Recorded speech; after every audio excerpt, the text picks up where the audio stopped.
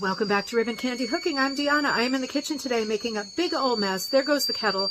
I'm working on dyeing some yarn. Let me show you what I'm up to here. All right, I got some serious messies going on here, but that is just par for the course. So what I'm doing is I've got some yarn that I have dyed, and I need to over dye it. Sorry, Button sees the mailman. Let me deal with this rascal. All right, let's hope he keeps his sweet little hole shut. So what I'm doing now is I'm putting together some of my hairdresser bottles, filling them with color, a little bit of dye. I measure out just a tiny bit of dye. These are small amounts. I get these bottles on Amazon, and they're hairdresser bottles, meaning they can take different temperatures, right? Like not every bottle, like a condiment bottle for ketchup or something, is just gonna go concave and vacuum itself if you put like a high temperature in here. I don't put hugely high temperatures into these hot water bottles. I use the kettle to fill up about half of it, just so the heat of the hot water activates the dye. And then I typically fill the rest of them with tap water. Now these are partially filled from one of my last projects. So I just take the caps off and I fill them up a little bit and make sure that the bottle is not too hot. Sorry about the animal. I love him, but oh my God, he never shuts his mouth. I make sure the bottle's not too hot, because if it is, it's very inclined to just like do like a Yellowstone geyser and just come shooting straight out, because the pressure, is too much. But I'm filling up all the bottles I have that are partially filled, and I'm about to paint those yarns that I have for the Zentangled turtles. And I have not done that kit for a couple of years. That kit came out 4 years ago, I think, and I kind of forgot about it, and the stuff is out of stock. So I'm topping up all my little gems here, and you can see all of these different colors are so pretty. I'll put them in the windowsill in a minute so you can see them with the color coming behind them. I just picked a bunch of different colors that are in the kit. Blue, it's an underwater kit, like blues, some greens, a little bit of like yellowy oranges. It's a bit of a tropical palette. So I'm going to fill these up, and I'm going to show you the next step, which will be squirting all of these colors onto the beautiful base yarns. Look at that. Ho-ho! Snowy, snowy day. Side street filled with lots of cars. Windowsill with lots of jars that I'm going to squirt onto my yarn. Do you think I'm going to be copyrighted for that one? And here's some of the yarn colors that I'm going to be, this doesn't sound right, but squirting all over. It's going to be beautiful. I'm going to show you what the process is. It's very, very simple. Very, very simple way to do your dyeing. All right, so I've got 2 different skeins here of white. So I'm at complete liberty to make them however I want, whatever kind of color combo. Over here, I've got one of my greens to color. All of them get colored with this pattern. There are no solids with this pattern. But I do need to have some good contrast, so I'm not going to go full blast. Tons of saturated color for all of the yarns. There are, I think, 18 or 19 different yarns in this pack. Okay, so I have made these damp, right? I just put them, I have a vat over there on a rolling cart of Synthropol water. You don't need the Synthropol at this part. It's just that I already dyed the colored ones and they've dried. These I wanted to soak in Synthropol a little bit so they take the color a little bit better.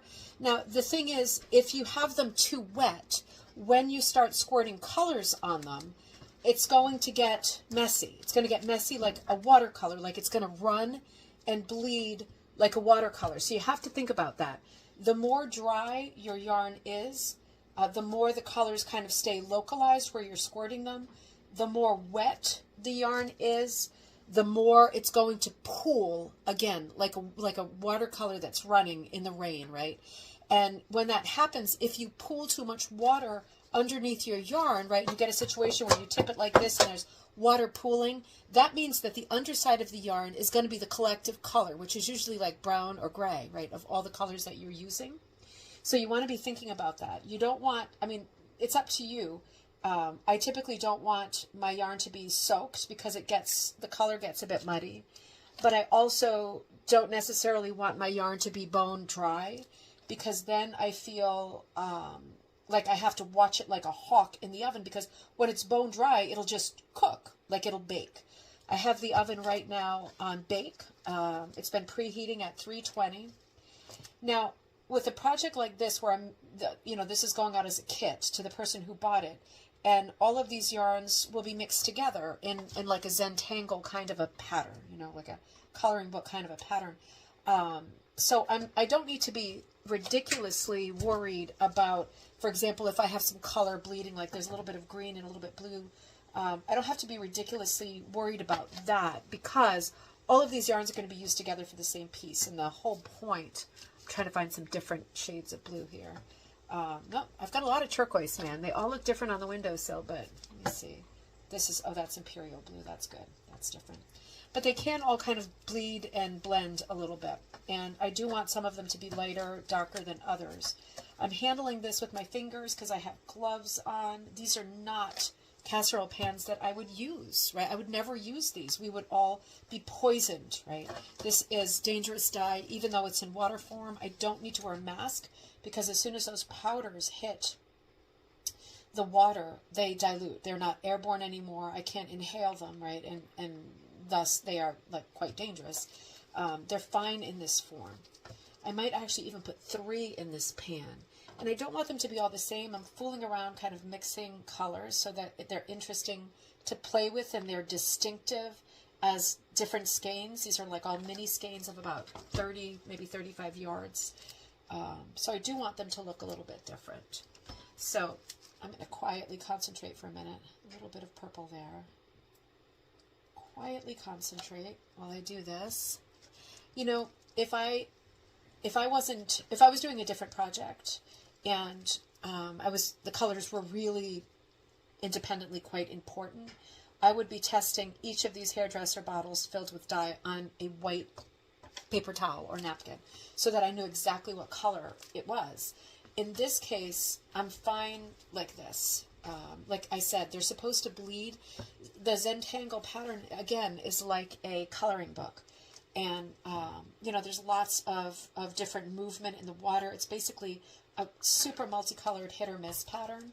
So, for example, some of the yellow right there just shot over onto the other skein. I'm not going to cry myself to sleep over that. Probably cry myself to sleep over some other stuff today, but probably not that.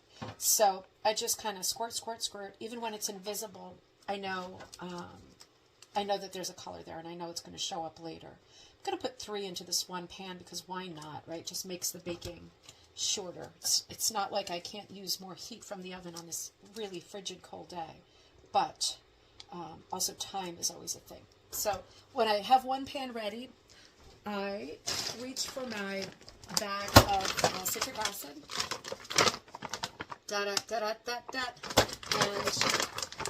give it a little sprinkle, just a little sprinkle, because it helps the color set. There we go. And I'm going to put this into the oven, 320. I'm still going to watch it like a hawk, even though all 3 of these are damp. I'm still going to watch it like a hawk, but I will know it's done when I pull it out.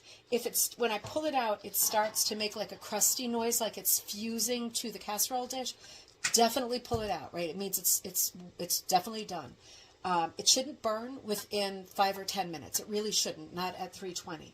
But keep an eye on it. Keep testing it. Your stove is different than mine. My stove, I think, is quite hot, like ridiculously hot.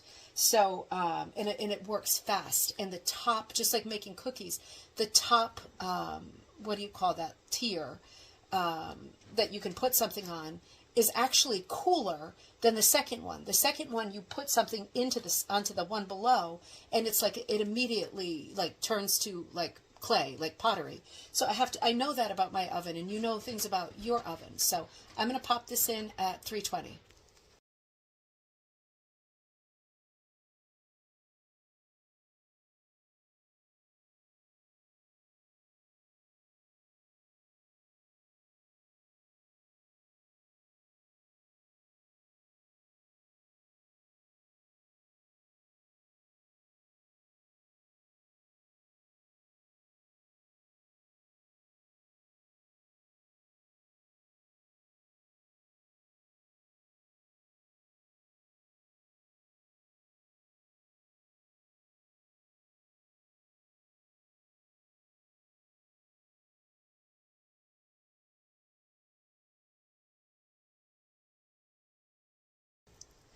Now I'm checking out this first one, right, so it doesn't burn, and I'm shaking it like this. It's not sticking at all. There's steam coming off of it. I look around, I see if there's any active color, and I see smudges of color. And so that says to me, it's taken all the color it's going to take, but it's not sticking, right? It's still super wiggly and damp. So I'm going to leave it in there for another couple of minutes. When I am ready to take them out, I am going to put them in my colander, right? Designated colander that is not for eating. And I'm going to rinse them out and put them in here just to be sure that the color is exhausted and it's not going to kind of bleed color while I'm hooking with it or you're hooking with it. I'm going to rinse them off. If I see color running off of them, I'll put them back in for a little while, sprinkle a little more citric acid on it until the water runs clear. Okay, let's check again. Now, I'm seeing in here, oh, that feels good and warm. I can even see the crystals on of the citric acid still kind of sitting on top on this one. I'm going to leave that, looking at that and remembering that the bottom shelf gets really hot. So that's the one I'm thinking about the most and tending to the most.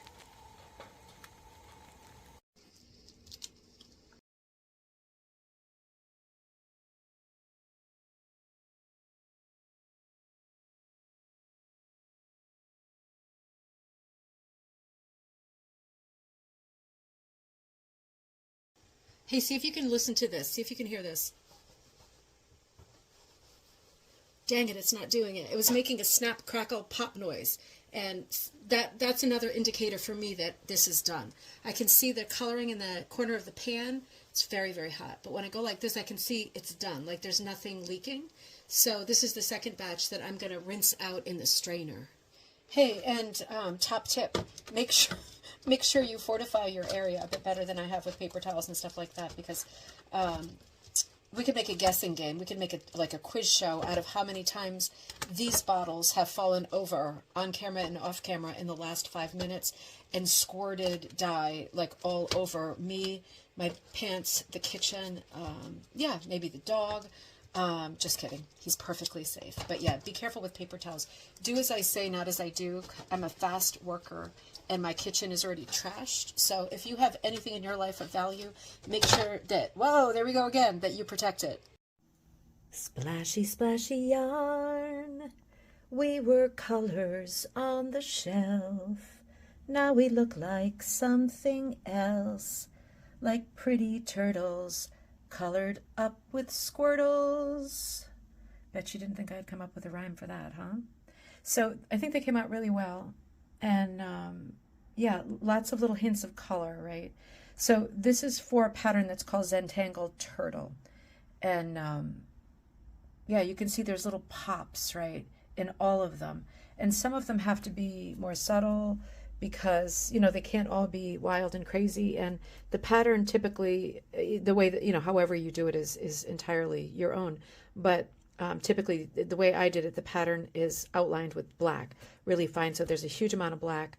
There's a huge amount of a couple of the blues and greens that, you know, are really kind of dominant within the composition. And then there's like a shell back that's more of an orangey color and a rosy color. So, you know, with this pattern, I'll keep this in stock, this Zentangled Turtles, for maybe through the summer, right, or leading up to the summer, because it's a really hard one for me to make, but I have a few right now, so that's handy. But it is a many color, and all of it's hand painted with the exception of black. So it's a tricky one to make, but I will keep it in stock for a little while before I retire this pattern, because it's really pretty. And just be aware that if you get this pattern, you saw how I make this, right? So you know that each one is going to be a little bit different, but they are going to have the base colors, the blues, the greens, the sort of sea foams and off-whites. It's going to be this color palette, but each one is a little bit different, and I think that makes it a little bit special. I really love this. All right, I'll see you next time at Ribbon Candy Hooking.